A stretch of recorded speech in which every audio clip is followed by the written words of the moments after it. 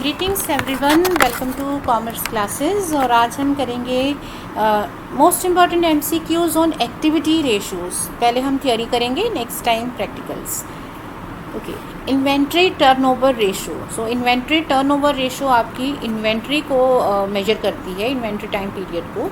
So this is the ratio of average inventory upon revenue, average inventory upon cost of revenue नहीं, ये होती है cost of revenue from operations upon average inventory, right. So C is the correct answer. So MCQ attempt करने से पहले आपको फॉर्मूले जो हैं वो सारे क्लियर होने चाहिए, ऑल राइट। नेक्स्ट है from the following which ratio is not part of activity ratio. तो इसमें एक्टिविटी रेशो में टर्नओवर रेशो सारी एक्टिविटी रेशो होती हैं, डेब्ट टू इक्विटी रेशो आपकी एक्टिविटी रेशो नहीं है, ठीक है, ये सॉल्वेंसी रेशो में आती है। So D is the correct answer. Question number 3, two basic measures of operational efficiency. हमारी ऑपरेशनल एफिशिएंसी मतलब हमारी एक्टिविटी लेवल जो है उसकी एफिशिएंसी का मेजर क्या होता है। एक्टिविटी लेवल का, ऑपरेशनल लेवल का मेजर होता है inventories, right, inventory turnover and working capital ratio. ये हमारी ऑपरेशनल, कि हम कितनी जल्दी अपनी इन्वेंट्री को बेच रहे हैं और हमारा कितना पैसा एक्टिविटी में लगा हुआ है, कितनी वर्किंग कैपिटल लगी हुई है हमारे एक्टिविटीज़ में। सो इनकी रेशो मेजर होती है ऑपरेशनल एफिशिएंसी की। नेक्स्ट है formula for calculating trade payable turnover. Trade payable की टर्नओवर, तो जो ट्रेड पेबल होते हैं वो क्रेडिटर्स और बिल्स पेबल होते हैं, ठीक है ना। और ये कहाँ से एमर्ज हो रहे होते हैं, ये एमर्ज होते हैं क्रेडिट परचेजेस में से। तो जब हमें पेबल्स का टर्नओवर लेना है तो हमें क्रेडिट परचेजेस के साथ हमें रिलेट करना पड़ता है average creditors and average bills payable को, right. So B is the correct answer. Question number 5, if inventory turnover ratio is divided by 365 it becomes a measure of. अगर हम अपनी इन्वेंट्रीज़ को नंबर ऑफ डेज, 365 जो है वो number of days है, अगर हम नंबर ऑफ डेज से इसे डिवाइड करते हैं, इट इज़ डिवाइडेड इनटू 365, तो ये हमारा एवरेज एज ऑफ इन्वेंट्री बन जाता है। मतलब हमारी इन्वेंट्री ऑन एन एवरेज कितना टाइम बिजनेस में रहती है वो ये आता है। मान लो आपकी इन्वेंट्री जो है टर्नओवर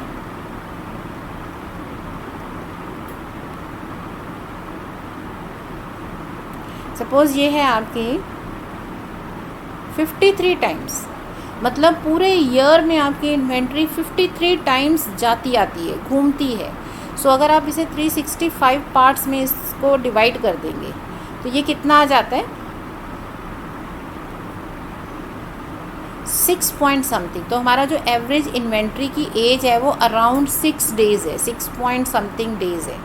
आपके मे बी 7 और 8 होगा, मतलब 6-7 डेज़ में आपकी इन्वेंट्री बदलती रहती है, आप बहुत जल्दी खरीदती हो और बेचती हो।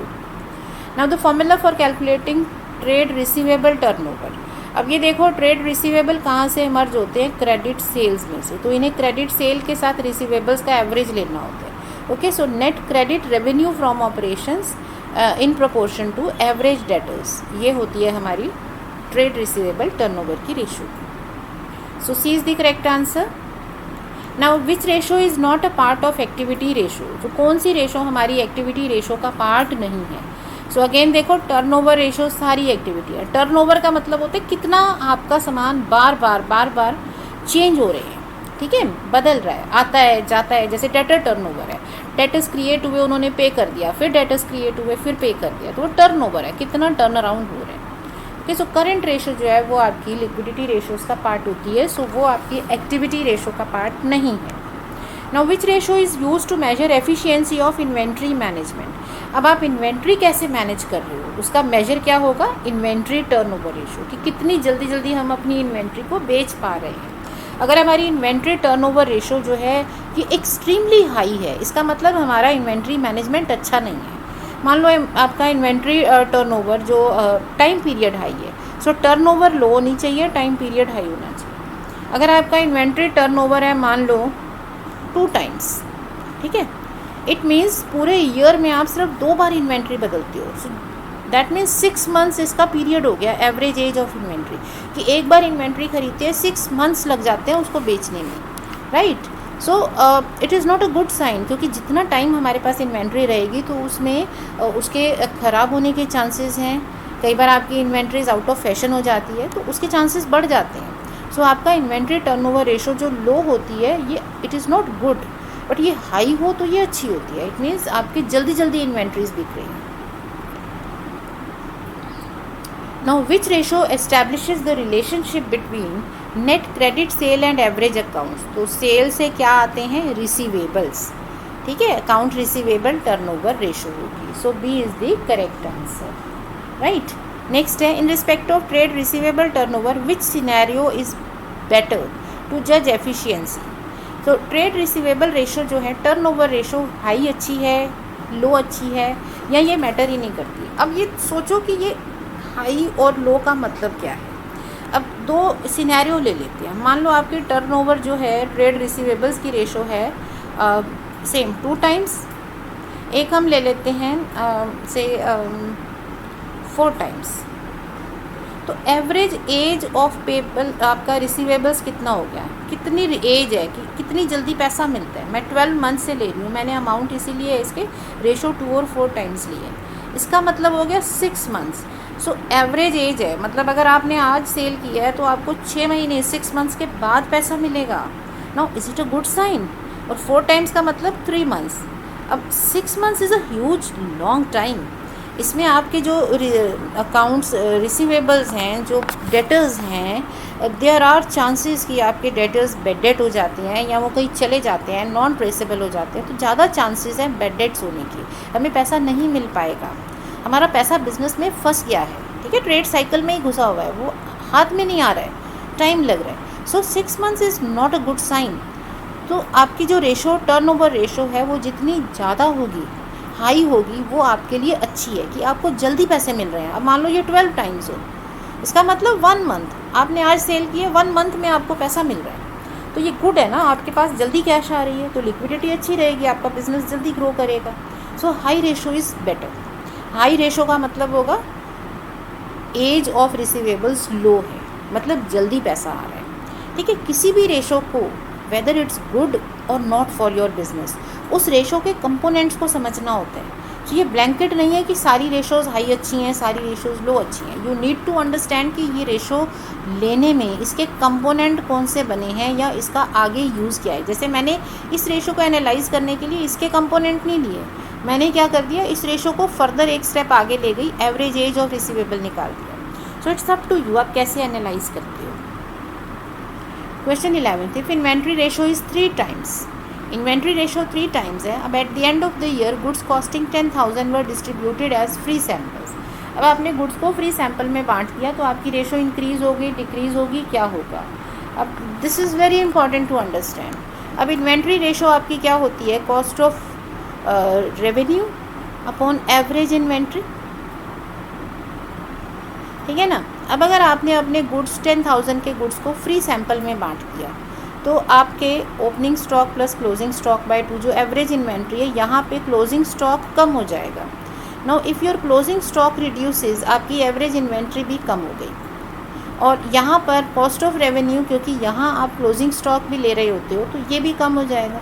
तो दोनों न्यूमरेटर और डिनोमिनेटर दोनों कम हो रहे हैं। लेकिन इसके इफ़ेक्ट में रेशो का क्या होगा। कई बच्चे ये सोच सकते हैं कि ये तो क्योंकि दोनों कम हो रहे हैं तो इफ़ेक्ट कुछ नहीं होना चाहिए। No effect, it's not that. Effect उस तरफ जाता है जिस तरफ हमारी रेशो टिल्टेड है। आपकी रेशो 3 टाइम्स है, ठीक है, तो इफ़ेक्ट जो है वो आपका न्यूमरेटर से एडजस्ट करना पड़ेगा। अब ये अगर 3 है, मान लो इसका मतलब न्यूमरेटर 3 और डिनोमिनेटर 1 है। अब ये जो रिडक्शन है, मैं इसको मान लेती हूँ, मान लो ये 0.2 है, ठीक है, तो मेरा इफ़ेक्ट दोनों में 0.2 है, तो 2.8 और यहाँ पे 0.8, तो इफ़ेक्ट क्या हुआ 3.5। रेशो में क्या हो गया, रेशो इंक्रीज़ हो गई है, रेशो आपकी बढ़ गई है, ठीक है। तो यहाँ पर हमें क्या ध्यान रखना है, या तो हम वैल्यूज़ डाल के चेक कर लें, अंदाजे से नहीं जाना चाहिए, वैल्यूज़ डाल के चेक कर लो। अदरवाइज़ एक शॉर्टकट ट्रिक है। इसकी ट्रिक क्या है कि अगर आपका रेशो जिसको आप स्टडी कर रहे हो, if it is more than 1 से बड़े होने का मतलब है न्यूमरेटर बिगर है। इस रेशो में अगर न्यूमरेटर डिनोमिनेटर से बड़ा है, ठीक है। तो इसका इफ़ेक्ट हमें कैसे देखना होगा, तो इसके इफ़ेक्ट के लिए आपको ये याद रखना है कि आपका न्यूमरेटर और डिनोमिनेटर में चेंजेस क्या हो रहे हैं। अब यहाँ पर हमारे न्यूमरेटर डिनोमिनेटर में दोनों में सेम इफ़ेक्ट हो रहा है, दोनों रिड्यूस हो रहे हैं, बट क्योंकि हमारा न्यूमरेटर बड़ा है तो हमारी रेशो भी इंक्रीज़ होगी, ठीक है। न्यूमरेटर और डिनोमिनेटर में अगर न्यूमरेटर इंक्रीज आपका बड़ा है डिनोमिनेटर से, तो ratio will move as per numerator, numerator के साथ बढ़ेगी रेशो आपकी, ठीक है। रेशो अगर आप बढ़ाते हो बढ़ाएंगे, कम करते हो रेशो कम करेंगे। और अगर आपका रेशो 1 से कम है तो आपका जो रिलेशनशिप है वो रिवर्स हो जाता है,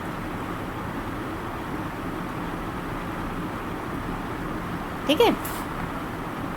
उस केस में क्या होता है, ये उल्टा इफेक्ट होता है। अगर हम ये कम कर रहे हैं तो हमारी रेशो उसमें यहाँ माइनस कर रहे हैं, रेशो हमारी ज़्यादा डाउन चली जाती है। सो ये जो है this is a very tricky thing to understand. तो ये मैं इसको स्पेशली अलग से एक क्लास में समझा सकती हूँ कि क्या हमारा जो इसमें शॉर्टकट है वो यूज़ करें। बट रादर देन दिस आप क्या करो, आप रेशो को ले लो, रेशो की वैल्यू ले लो। 3 रेशो है तो 3:1 ले लो।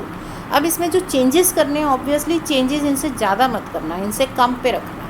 अगर ये 3 और 1 है तो चेंजेस में आप 0.2, 0.3, 0.4 ले सकते हो। चेंजेस ऐसे लो और उसके बाद इफेक्ट नोट कर लो। Now in respect of trade payable turnover, which scenario is better, क्या चीज़ आपकी बेटर होगी।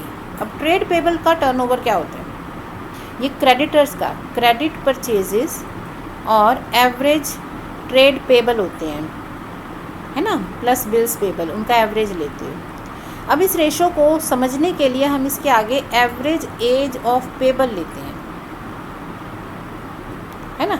तो अब अगर आपकी ये रेशो हाई है, मान लो आपकी टर्नओवर रेशो है 12 टाइम्स, तो एवरेज एज ऑफ पेबल क्या हो गई, 1 मंथ। आई होप आपको रेशो पता है, नंबर ऑफ मंथ्स अपॉन ये टर्नओवर।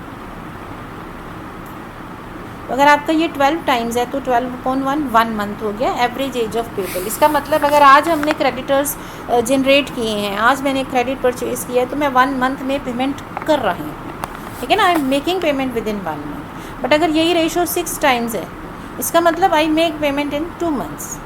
अब इसमें हाई रेशो बेटर है या लो रेशो बेटर है। अब अगर आप ये रेशो लो रखते हो, समझ लो कि हम इसको स्टडी कर रहे हैं, अगर आपकी टर्नओवर रेशो लो है, इसका मतलब आप थोड़ा टाइम लगा के पे करते हो, मतलब आप अपने क्रेडिट वर्दीनेस आपके पास बढ़ा रहे हो, आप अपनी क्रेडिट ज़्यादा से ज़्यादा यूज़ कर रहे हो।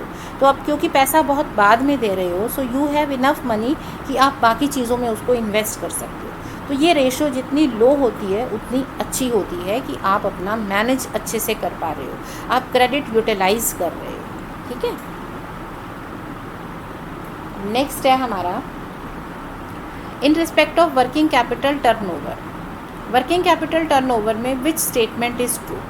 वर्किंग कैपिटल टर्नओवर का मतलब होता है कि कितनी बार हमारी वर्किंग कैपिटल बिजनेस में यूज़ होती है। अब जितना वर्किंग कैपिटल यूज़ कर रहे हो उतना हमें उससे फ़ायदा मिलेगा। तो ये रेशो जितनी हाई होगी उतनी आपकी ऑपरेटिंग एफिशिएंसी बढ़ेगी, कि आपके वर्किंग कैपिटल उतनी बार बिजनेस में यूज़ हो रही है। वर्किंग कैपिटल का मतलब होता है कि आपका कितना पैसा current assets minus current liabilities में इन्वेस्टेड है, ठीक है। अब जितनी जल्दी टर्न अराउंड होंगे, जितने ज़्यादा टर्न अराउंड होंगे बिजनेस में, उतना आप इसका मतलब अपनी कैपिटल को बार बार निकाल रहे हो, डाल रहे हो, निकाल रहे हो, पैसा लगा रहे हो। सो हाई रेशो आपकी एफिशिएंसी को इंडिकेट करती है। Now at the end debtors worth 10,000 prove to be bad.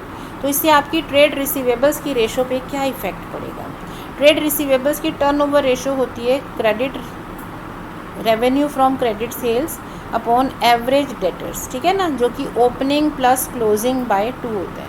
अब अगर आपका डेटर्स बैड हो गए हैं, इसका मतलब क्लोजिंग बैलेंस कम हो गया। सो अगर यहाँ क्लोजिंग डेटर का कंपोनेंट कम हो गया तो आपका डिनोमिनेटर भी कम हो गया, ठीक है ना। अगर आपके डिनोमिनेटर कम होता है तो रेशो क्या हो जाती है, रेशो बढ़ती है। डिनोमिनेटर गिरने का मतलब है रेशो इंक्रीज़ हो जाएगी ना। एक तरफ मैं मान लो 10/2 लेती हूँ तो मेरी रेशो है 5 टाइम्स। अब मैं डिनोमिनेटर कम कर देती हूँ, इसको 1.5 कर देती हूँ, ठीक है ना। तो ये 6.6 टाइम्स आ गई। तो डिनोमिनेटर कम होती है तो रेशो इम्प्रूव हो जाती है, रेशो इंक्रीज़ हो जाती है। बट इसमें कभी भी रट्टे मत लगाना, इसको हमेशा वैल्यूज़ डाल के चेक करो। कुछ भी एजम्पशन ले लो, कोई भी वैल्यू ले लो। मैं क्रेडिट रेवेन्यू 10,000 ले लेती हूँ, एवरेज डेटर्स 4,000 ले लेती हूँ, मेरी रेशो आ गई 2.5 टाइम्स। ठीक है, अब अगर मेरे डेटर्स में बेड डेट्स आ गए तो मेरा एवरेज कम हो जाएगा। कोई भी वैल्यू ले लो आप, मान लो इसका 1000 कम हो जाता है, 3000 हो गया, कम हो गया 1000 से, तो कितनी वैल्यू हो गई 3.3 टाइम्स, रेशो इंक्रीज़ हुई ना। तो ऐसे वैल्यू देखते हैं। Now last question, in respect of trade receivables turnover ratio can we say increase in ratio implies improvement in ratio. मतलब आपकी रेशो में अगर इंक्रीज़ होती है तो वो इम्प्रूवमेंट होगी रेशो में कि नहीं, उसे इम्प्रूवमेंट कह सकते हैं बिजनेस के लिए कि नहीं। अब ट्रेड रिसीवेबल्स टर्नओवर रेशो का हम यूज़ करते हैं एवरेज एज ऑफ रिसीवेबल्स निकालने में, उसी से हम इसको स्टडी करते हैं ना कि ये अच्छी है या नहीं है। तो ये सपोज़ मैं नंबर ऑफ़ मंथ्स से अपॉन टर्नओवर रेशो लेती हूँ। ठीक है, अब आप 2 सिनेरियो ले लो। मान लो आपकी पहले टर्नओवर रेशो थी 8 टाइम्स, क्योंकि रेशो में इंक्रीज़ करना है ना, इंक्रीज़ हो रही है, तो मान लो अब ये 12 टाइम्स हो गई। सो एवरेज एज पहले 1.5 मंथ्स थी, अब हो गई है 1 मंथ। इसका मतलब जो आप पहले सेल करते थे तो you expected cash after 1.5 month, on an average आपको 1.5 मंथ के बाद पैसा मिलता था। इसका मतलब आपका पैसा बिजनेस में टाइड अप रहता था, आपको बाद में मिल रहा है, लेट मिल रहा है ना।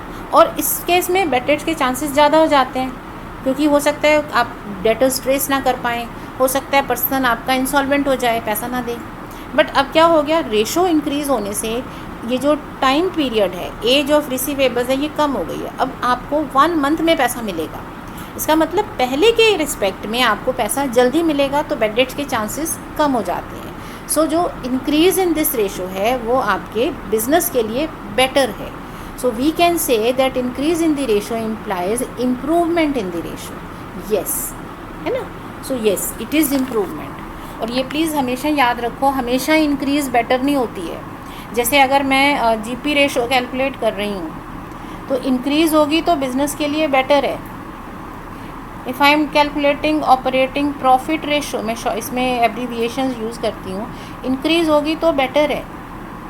बट अगर आप यही ऑपरेटिंग रेशो सॉल्व करते हो, अब इंक्रीज़ होगी तो ये आपके बिज़नेस के लिए अच्छी नहीं है ना, क्योंकि ये रेशो है कॉस्ट की, कॉस्ट बढ़ रही है, कॉस्ट बढ़ना बिज़नेस के लिए अच्छा नहीं होता। तो हमेशा रेशो में इंक्रीज़ होना बेटर नहीं होता है। सो कभी भी ऐसा क्वेश्चन आए कि ये रेशो इंक्रीज़ हो रही है तो अच्छी है कि नहीं है, go into the detail of that ratio, या फिर उस रेशो के यूटिलाइजेशन पे जाओ। जैसे मैंने यहाँ पर रेशो की जगह एवरेज एज को ले लिया कि एवरेज एज, क्योंकि इस रेशो का यूज़ तो एवरेज एज ऑफ रिसीवेबल्स के लिए है ना। Then I studied this and find कि अगर ये इंक्रीज़ हो रही है तो हाँ, ये बिज़नेस के लिए अच्छी है। तो प्लीज़ इनमें रट्टे नहीं चलेंगे, इसको आपको लर्न करना पड़ेगा, समझना पड़ेगा। ठीक है। So I hope the concepts are getting clear to you. So next time कुछ प्रैक्टिकल क्वेश्चंस लेंगे हम इन रेशोज़ पर, टर्नओवर रेशोज़, एक्टिविटी रेशोज़ के। Thank you. Stay learning, stay practising.